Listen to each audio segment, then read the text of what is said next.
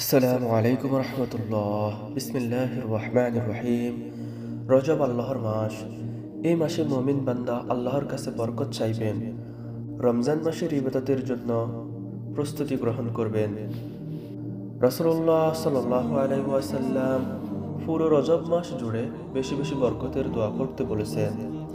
দোয়াটি হলো, আল্লাহুম্মা বারিক লানা ফি রজব ওয়া শাবান وبلغنا رمضان اللهم بارك لنا في رجب وشعبان وبلغنا رمضان।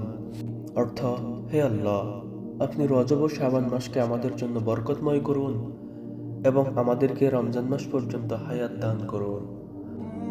প্রিয় দর্শক শ্রোতা, হাদিসে পাকে এসেছে, যে ব্যক্তি রজব মাসে ইবাদত দ্বারা অন্তরের জমিন চাষাবাদ করল না এবং শাবান মাসে ইবাদতের মাধ্যমে মনের জমিনের আগাছা মুক্ত করল না, সে রমজান মাসে ইবাদতের ফসল তুলতে পারবে না।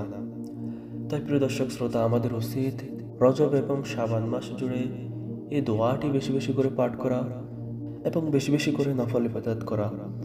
আল্লাহ তাআলা আমাদের সবাইকে রজব ও শাবান মাস জুড়ে এই দোয়াটি বেশি বেশি করে পাঠ করার এবং আল্লাহর একান্ত অনুগ্রহ লাভ করার তৌফিক দান করুক।